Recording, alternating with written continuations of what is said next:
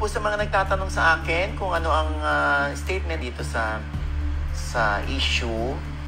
Hindi nagustuhan ni Audrey Diaz ang ginawa ng isang member ng LGBTQ na si Jude Bacalso na kung saan ay pinatayo nito ang isang waiter ng 2 oras dahil lamang sa pagtawag nito ng sir sa kanya.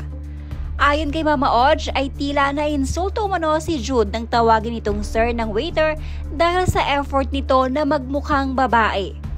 Kung tingin daw ni Jude na babae siya, sana daw ay pinakitaan nito ang waiter ng pruweba na babae siyang talaga bukod sa pagpapakita umano ng kirfi.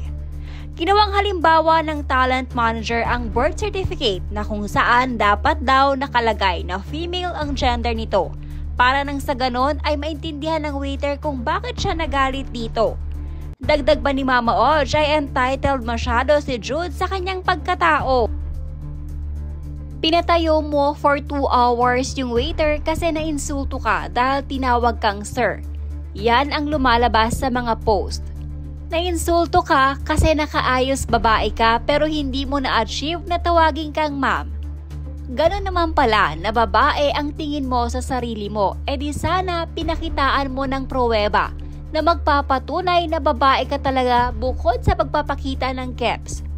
Katulad kunwari ng birth certificate, ipakita mo na female ang nakalagay sa gender mo doon para mas maintindihan ka ng waiter kung saan nanggaling yung nangitngit mo.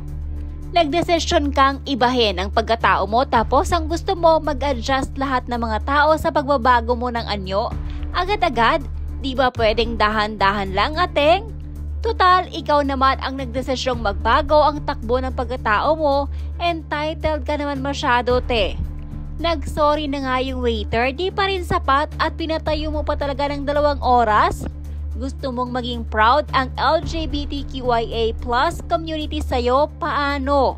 Itsura mo lang ata nagbago. Sana, idinamay mo na rin pati pagkatao mo para mabitbit mo kahit saan ka dumayo. Gusto mo pairalin ang gender sensitivity ng mga tao sa LGBTQIA+ community, pero hindi ka naman sensitive sa nararamdaman ng ibang tao.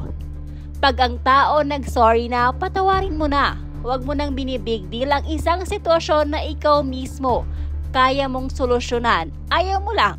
Huwag ka nang maging initials ng asawa ni Regine Velasquez.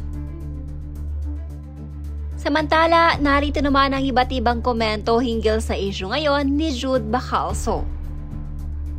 Alam mo, mas open-minded naman na ang mundo. Huwag mo na lang personalin kung sir ang natawag sa'yo. Hindi lahat comfortable gumamit sa gender orientation and identification mo. Ang hirap din kasi ngayon na pati pronouns kailangan na maliin, mapasaya lang ang ego mo. Yes, pinaglalaban mo siguro yung pakiramdam mong tama as a member of the community. But nagtatrabaho lang din ang staff as a part of community and let them be. Let them make a living. Ang hirap ngayon yung he, him, nagiging they, them, her, at kung anong pronoun ang gusto ma-identify with. Nalilito na lahat ng tao. Iba kasi ang turo sa school at tama sa test. Kung hindi ka naman purposely binastos, hayaan natin maging mapayapa ang mga nagtatrabaho lang dahil kailangan kumayod ng marangal.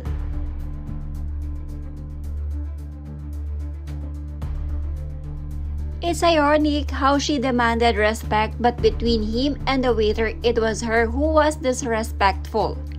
The advocacy is about respect, acceptance, and education. She did not care about any of this at all and was just being a PC power tripper who thinks she can look down on others. The fact na tinawag kang sir, ibig sabihin may respect na siya sa'yo. Kung nagkamali man ng nagamit, sana itinama na lang at hindi na kailangan ipagdulula ng pagkakamali at tapakang pagkatao ng waiter. Masyado kang entitled at mapagmataas, Sir Jude. Kamukha mo daw si Ursula, sabi ng asawa ko. Correct, OG, sa name pa nga lang, Jude, barako na. Tas magpapatawag ka ng ma'am? Malay ba ng waiter kung babae ka? Sa susunod, maglagay ka ng tag sa dibdib mo na she. Pa-feeling important, attitude sir, dami ng reklamo ngayon lang lumabas kung gaano ka kayaw-yawera. Si Vice Ganda nga sobrang sikat pag natawag na sir, tinatawanan na lang, pinalagpas, gagawing biro, tapos itong si JB, OMG.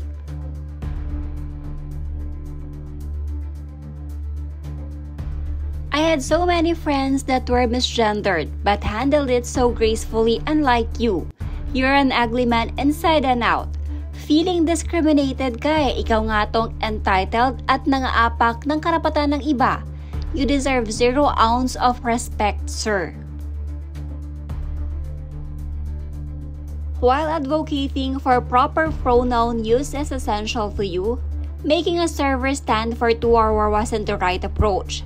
Education should be done with empathy and respect. In the face of being mislabeled, you should have chosen to be graceful and compassionate.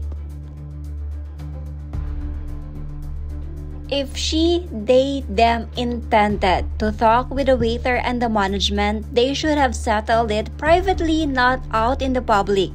It's obviously what that mofo's intention. It is to publicly shame the server.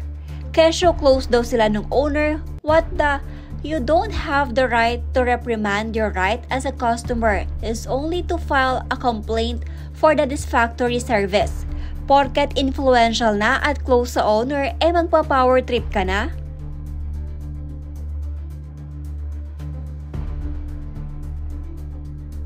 Maliwanag pa sa sikat ng araw that he wants to intimidate the poor guy by calling the owner and have the poor waiter stand there.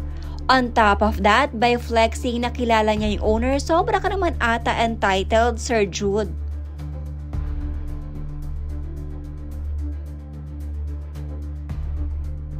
Hindi ko gine-generalize ang buong community. Supporter ako since may kapatid akong member. May iba lang talaga na sumusobra ang pagiging entitled na ginagamit para mamahiya ng kapwa.